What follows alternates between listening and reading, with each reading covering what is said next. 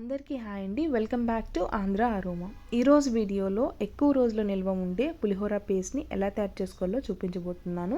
ఎప్పుడైనా హడావిడిగా ఉన్నప్పుడు, టైం లేనప్పుడు, ఇన్స్టెంట్గా ఏ రెసిపీ చేసుకోవాలి అనుకున్నప్పుడు ఇది ది బెస్ట్ రెసిపీ అండి.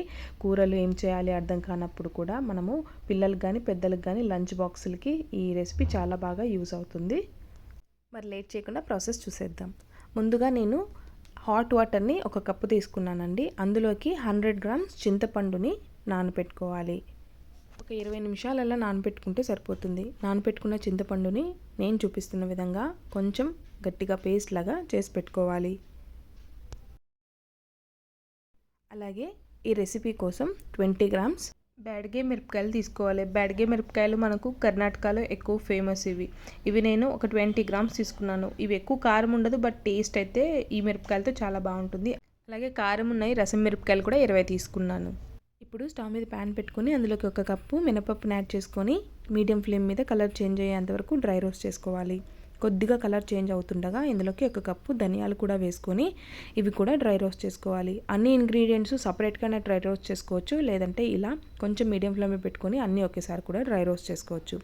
ఇప్పుడు ఇందులోకి ఒక టేబుల్ స్పూన్ జీలకర్రను కూడా యాడ్ చేసుకొని ఫ్రై చేసుకోవాలి. జీలకర్ర కూడా కాస్త వేయించుకున్న తర్వాత ఇందులోకి ఒక టేబుల్ స్పూన్ ఆవాలు కూడా వేసుకొని డ్రై రోస్ట్ చేసుకోవాలి. మరి ఎక్కువ మాడకుండా చూడండి, కొంచెం మీడియం ఫ్లేమ్లో పెట్టుకుని మాత్రమే డ్రై రోస్ట్ చేసుకుంటే సరిపోతుంది. ఇప్పుడు ఇందులోకి ఒక కప్పు తెల్ల నువ్వులు కూడా యాడ్ చేసుకోండి. తెల్ల నువ్వులు ఎక్కువ వేసుకున్నా కూడా పర్వాలేదు. నువ్వులు కాస్త వేయించుకున్నప్పుడు చిటపట్లాడతాయండి, అంతవరకు వేయించుకుంటే సరిపోతుంది. ఇప్పుడు ఇందులోకి ఒక టేబుల్ స్పూన్ నల్ల మిరియాలు కూడా యాడ్ చేసుకొని డ్రై రోస్ట్ చేసుకోవాలి. అన్నీ చక్కగా మీడియం ఫ్లేమ్ మీద ఈవెన్గా డ్రై రోస్ట్ చేసుకున్న తర్వాత ఇందులోకి ఎండుమిరపకాయలు కూడా మనం తీసుకున్న 2 రకాలు వేసేసుకొని 2 గుప్పెళ్ళంతా కరివేపాకు కూడా వేసుకోండి. కరివేపాకు ఎక్కువ వేసుకున్నా కూడా చాలా బాగుంటుంది.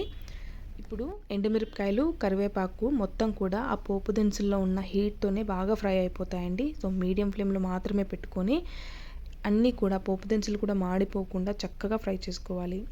సో ఫ్రై చేసుకున్న తర్వాత ఇందులోకి నేను 50 గ్రామ్స్ ఎండు కొబ్బరి తురుముని యాడ్ చేసుకుంటున్నాను. ఎండు కొబ్బరి పొడి అయినా వేయచ్చు, లేదా ఇలా తురుముకొనైనా కూడా వేయచ్చు. ఇప్పుడు ఈ మొత్తం పోపు దినుసులు, ఎండుమిరపకాయలు, కరివేపాకు అంతా కూడా ఈవెన్గా ఫ్రై చేసుకొని ఈ స్టేజ్లో ఫ్లేమ్ నుంచి పక్కకు పెట్టేసుకొని ఒక ప్లేట్లోకి వేసుకోవాలండి. ఇలా ప్లేట్లోకి వేసుకొని ఒక 5 నిమిషాలు అలా వదిలేస్తే బాగా చల్లారిపోతాయి. ఇలా చల్లార్చుకున్న పోపు దినుసులు అన్నీ కూడా ఒక మిక్సింగ్ జార్లోకి వేసుకొని కొంచెం కోర్స్గా గ్రైండ్ చేసుకోవాలి. మరీ ఎక్కువగా స్మూత్గా చేయకండి. కొంచెం నేను ఇలా చూపిస్తున్న విధంగా కొంచెం రఫ్ పౌడర్ లాగా ప్రిపేర్ చేసుకొని పెట్టుకోవాలి. మనకు పులిహోరకి ఈ పౌడరే చాలా ఇంపార్టెంట్. చాలా బాగుంటుందండి ఈ పౌడర్. సో ఇప్పుడు ప్యాన్లోకి నేను 2 కప్పుల ఆయిల్ని యాడ్ చేస్తున్నాను. నేను ఈ రెసిపీ కోసం 1/2 లీటర్ వరకు ఆయిల్ వేసానండి. నాకైతే 1/2 లీటర్ వరకు పట్టింది. మీరు తీసుకునే చింతపండు క్వాంటిటీ అలాగే పౌడర్ క్వాంటిటీని బట్టి ఆయిల్ వేసుకోవాల్సి వస్తుంది. సో ఇప్పుడైతే 2 కప్పుల ఆయిల్ వేసుకొని అందులోకి ఒక పెద్ద కప్పు పల్లీలను కూడా యాడ్ చేసుకొని ఆయిల్లోనే కాస్త లైట్ గోల్డెన్ కలర్ వచ్చి క్రంచీగా అయ్యేంత వరకు డీప్ ఫ్రై చేసుకోవాలి. పల్లీలు మీ ఇష్టం అండి. మీకు పల్లీలు కొంతమంది ఎక్కువ తింటారు కాబట్టి ఎక్కువ వేసుకోండి. నేను 1 కప్పు వేసాను.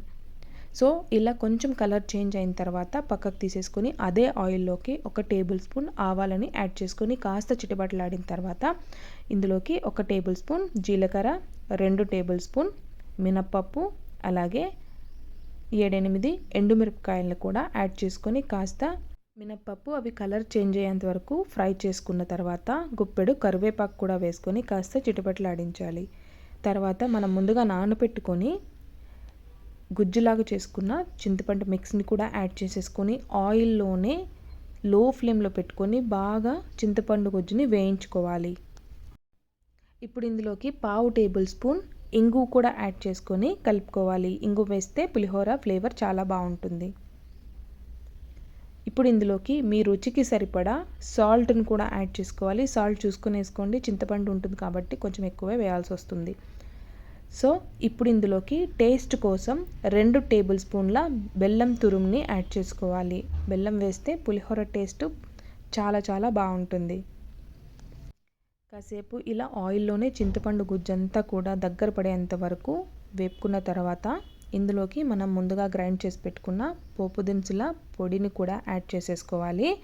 ఇప్పుడు ఈ పొడి యాడ్ చేసిన తర్వాత ఆయిల్ మొత్తం కూడా తగ్గిపోతుందండి. ఈ స్టేజ్లోనే మనం ఆయిల్ని యాడ్ చేసుకోవాల్సి వస్తుంది. మనము ఆయిల్ ప్లెయిన్గా యాడ్ చేయకూడదండి, కొంచెం బాగా వేడి చేసుకున్న తర్వాతనే యాడ్ చేసుకోవాలి. ఆయిల్ ఒకేసారి ఎందుకు వేయలేదంటే ఒకేసారి వేసేస్తే మనకు ఎంత సరిపోతుందో తెలియదు, అందుకని చెప్పేసి కొద్ది కొద్దిగా యాడ్ చేసుకోవాలి, ఎంత అవసరమో అంత మాత్రమే. ఆయిల్ వేసుకున్న తర్వాత లో ఫ్లేమ్లోనే చింతపండు మసాలా మిక్స్ అంతా కూడా బాగా ఫ్రై చేసుకున్న తర్వాత ఫైనల్గా ఇందులోకి ముందుగా డీప్ ఫ్రై చేసి పెట్టుకున్న పల్లీలను కూడా యాడ్ చేసుకుని దించేసుకుంటే మనకు ఎంతో టేస్టీగా ఉండే, ఎక్కువ రోజులు నిల్వ ఉండే పులిహోర పేస్ట్ రెడీ అయిపోయినట్టే. నేనైతే పల్లీలను ముందుగానే యాడ్ చేసేసాను. ఈ పులిహోర పేస్ట్ ఎక్కువ రోజులు నిల్వ ఉండాలంటే మీరు మాత్రం ఎప్పుడైతే రైస్లోకి మీరు పేస్ట్ని కలుపుకుందాము అనుకుంటున్నప్పుడు మాత్రమే పల్లీలను డీప్ ఫ్రై చేసుకుని వేసుకుంటే సరిపోతుంది. అంతే అండి, ఈరోజు వీడియోలో అయితే మనం పులిహోర పేస్ట్ని ఎలా తయారు చేసుకోవాలో చూసేసాము. ఇలా వేడివేడి రైస్లోకి కొంచెం పులిహోర పేస్ట్ వేసుకొని అలాగే మీకు నచ్చితే కాస్త నెయ్యి వేసుకొని తింటే చాలా టేస్టీగా ఉంటుంది. సో లంచ్ బాక్సులకి ది బెస్ట్ రెసిపీ ఇది. హోప్ మీ అందరికీ నేను చేసిన రెసిపీ నచ్చిందని అనుకుంటున్నాను. నచ్చితే వీడియోని లైక్ చేయండి. మరొక వీడియోలో మళ్ళీ కలుద్దాం. Thank you so much for watching.